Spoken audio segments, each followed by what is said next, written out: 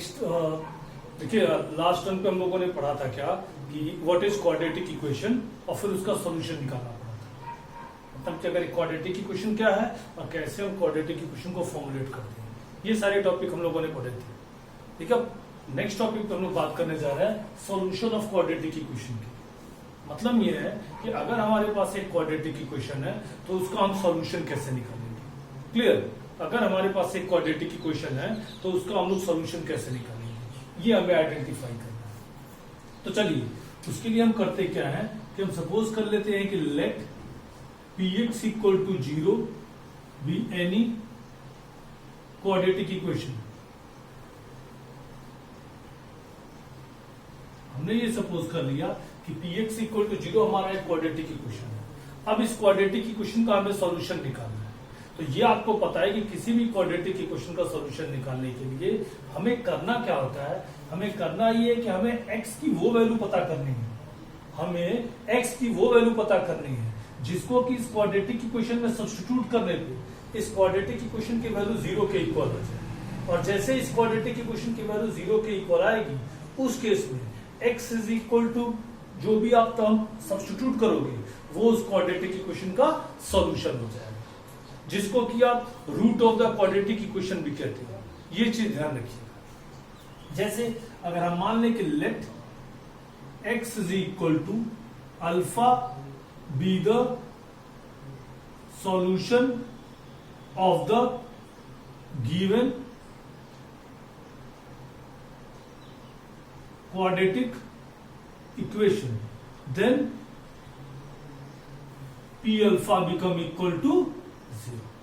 अगर x equal to alpha इस quadratic equation का सॉल्यूशन है या इस क्वाड्रेटिक इक्वेशन का रूट है तो उस केस में p अल्फा की वैल्यू किसके इक्वल हो जाएगी, 0 के। और अगर p अल्फा 0 है तो ऑटोमेटिक सी बात है अल्फा उस क्वाड्रेटिक इक्वेशन का सॉल्यूशन है, या तो रूट है या तो 0 है, जो आप कहें। क्लियर। तो अब हमें इस पूरे चैप्टर में या अगले एक्सरसाइज में यही पढ़ना है कि कैसे हम ये रूट्स या 0 या सॉल्यूशन पता लगाएंगे क्वाड्रेटिक इक्वेशन का, फाइंड आउट कैसे करेंगे। खैर उसके आगे बढ़ने के पहले कुछ हम बेसिक एग्जांपल देखें। जैसे देखिए राइट हैंड साइड में मैंने ये दो क्वाड्रेटिक इक्वेशन लिखे हुए हैं।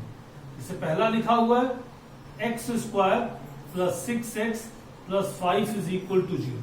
जैसे मैंने ये क्वाड्रेटिक इक्वेशन लिख दिया है, ये मैंने क्वाड्रेटिक इक्वेशन लिख दिया है। और अब जरा इस क्वाड्रेटिक इक्वेशन में x के जगह पे -5 जरा सब्स्टिट्यूट करिए। x के जगह पे -5 सब्स्टिट्यूट करिए। तो अगर आप x के जगह पे -5 सब्स्टिट्यूट करते इसके एलएचएस में तो -5 का होल स्क्वायर हो जाएगा प्लस 6 इंटू -5 प्लस 5। तो ये हो जाएगा हमारा 25 minus 30 plus 5 and this is equal to 0। जैसे ही ये 0 आया तो उस केस में हम कह देंगे this implies that x is equal to -5 is a solution of given equation, given quadratic equation. ये x इज इक्वल टू -5 इस गिवन क्वाड्रेटिक इक्वेशन का एक तरह से सॉल्यूशन। समझ में आई बात। तो किसी भी क्वाड्रेटिक इक्वेशन के सॉल्यूशन का मतलब होता है you have to find out that value of x for which the given equation become equal to 0। Understand. चलिए एक और एग्जांपल लिया जाए।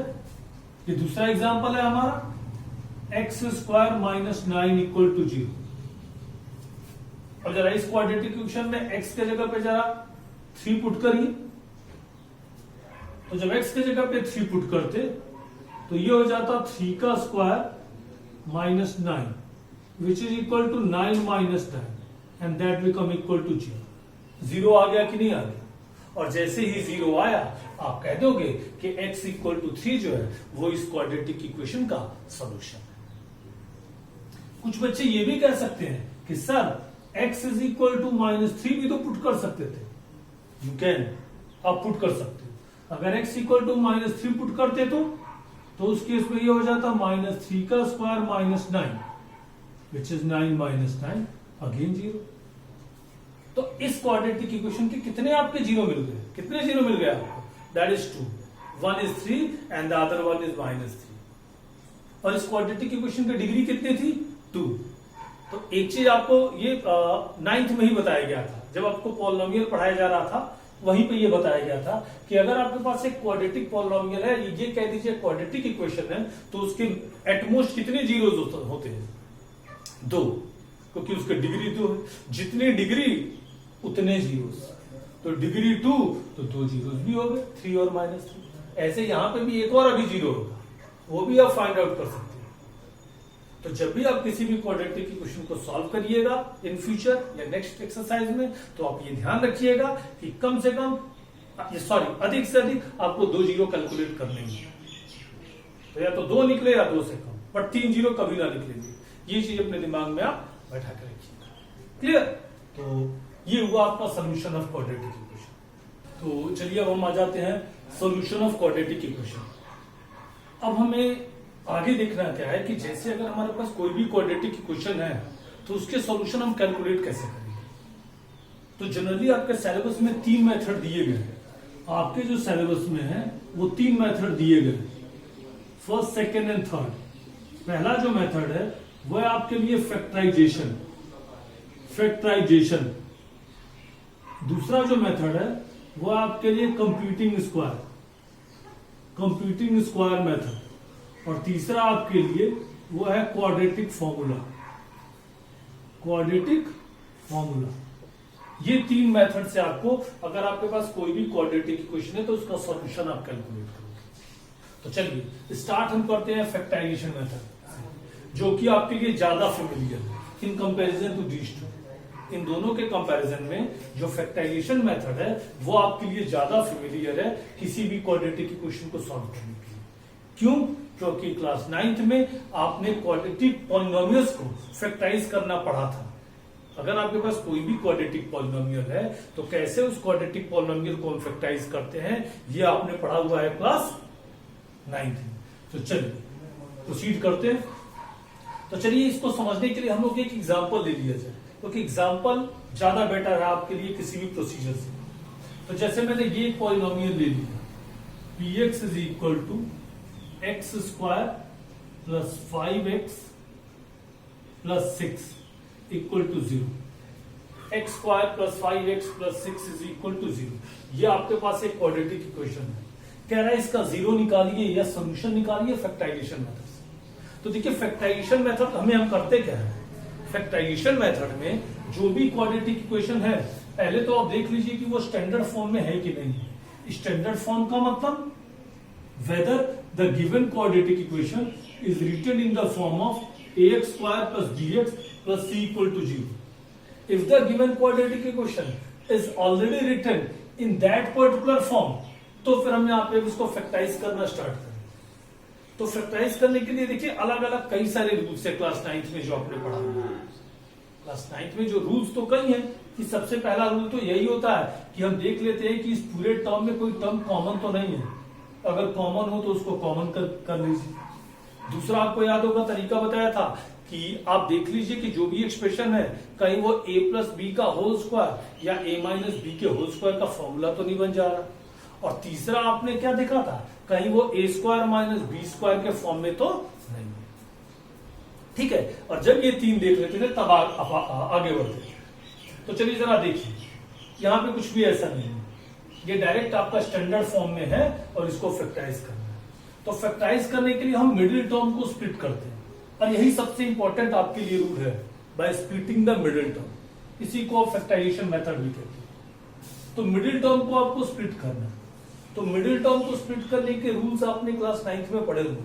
वो है क्या चीज, सबसे पहले आप देख लेते हो कि वो ax square plus bx plus c के फॉर्म में है कि नहीं। अगर है तो जो भी आपका कांस्टेंट टर्म है, कांस्टेंट टर्म कितना है, तो ये भी कह दो a के जगह पे 1, b के जगह पे 5 और c के जगह पे 6।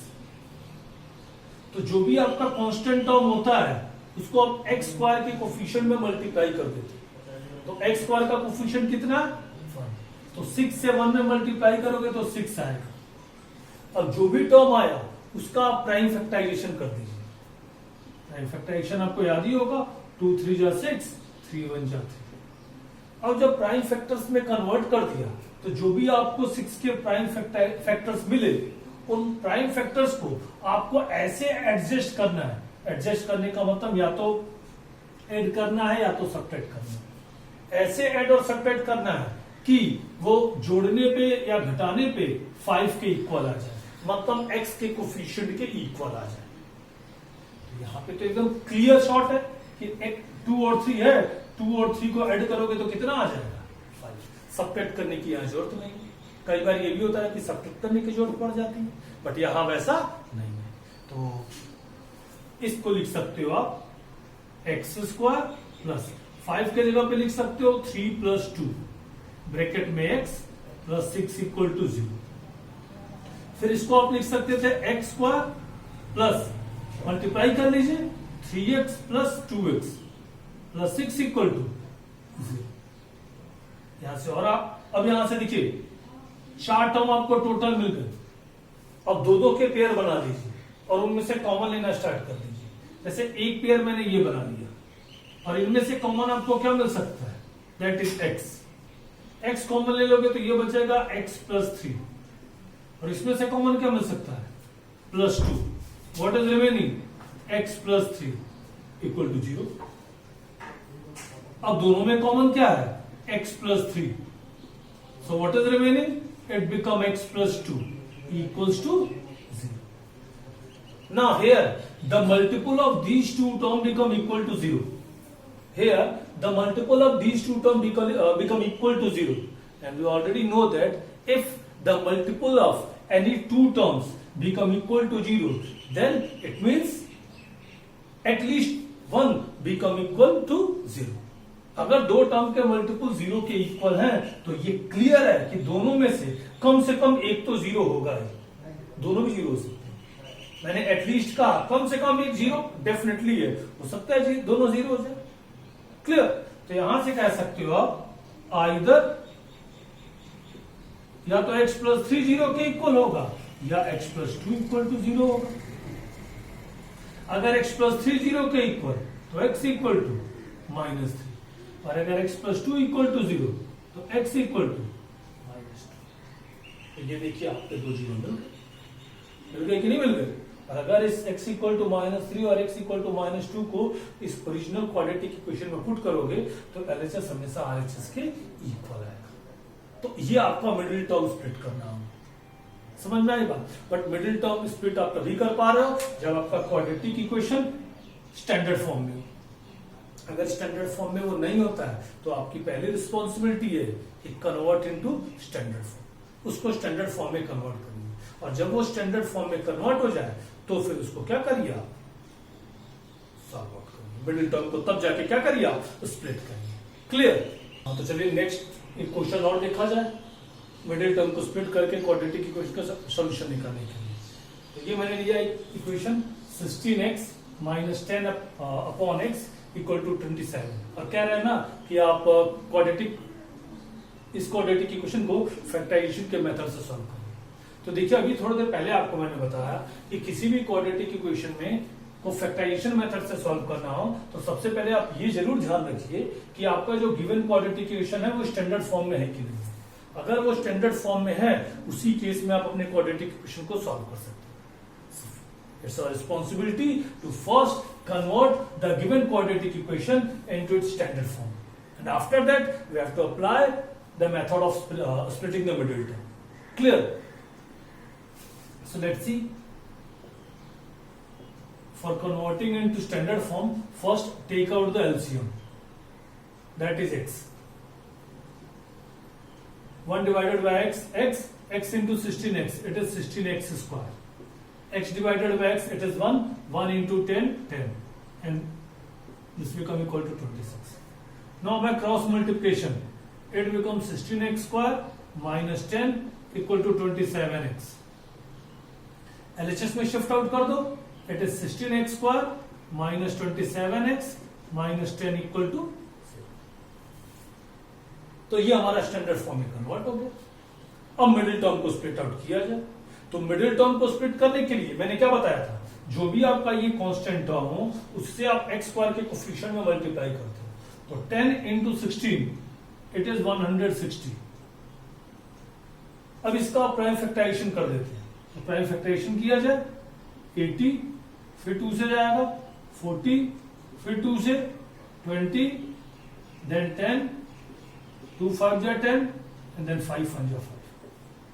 अब इसके पेयर बनाना स्टार्ट करिए और पेयर ऐसे बनाइए कि ऐड या सब्ट्रैक्ट करने में 27 आ जाए। चलिए चेकआउट किया जाए। 2 2 जा 4, 2 जा 8, और इधर 2 2 जा 4, 5 जा 20, 8 और 20 it is 28, so it's round.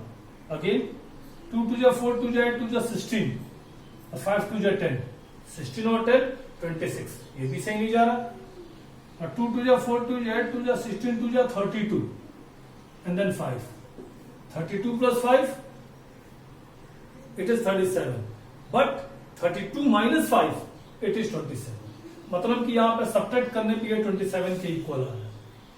तो आप इसको लिख सकते हो 27 के प्लेस पे 32 minus 5 into x minus 10 equal to 0। Clear? अब यहां से आप इसको लिख सकते हैं 16x square minus 32x plus 5x minus 10 equal to 0। अब पेयर बना के कॉमन लेना स्टार्ट करिए, पेयर बना के कॉमन लेना स्टार्ट करिए। तो इसमें से आप कॉमन ले सकते हो 16x, so what is remaining x minus 2। इसमें से आप कॉमन कर सकते हो plus 5, what is remaining x minus 2। So taking x minus 2 common from these two, what is remaining it is 16x plus 5 equal to 0। तो अब ये linear factors में कन्वर्ट हो गया, आपने इसको लीनियर फैक्टर्स में कन्वर्ट कर दिया। अब जब लीनियर फैक्टर में कन्वर्ट कर दिया तो ये दो टर्म मिल गए और दोनों का मल्टीपल 0 के इक्वल है। And you already know that if the multiple of any two terms become equal to 0, it means at least one of them become definitely equal to 0. So from here, either x minus 2 equal to 0 or 16x plus 5 equal to 0. So we can write either x minus 2 equal to 0 or 16x plus 5 equal to 0. So if x minus 2 equal to 0, then x equal to 2. And if 16x plus 5 equal to 0, then x equal to minus 5 upon 16. तो ये आपने इस quadratic equation के zero निकाल दिए।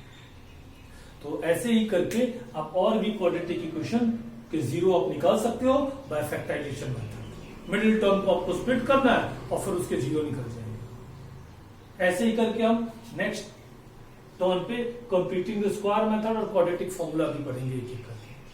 Clear?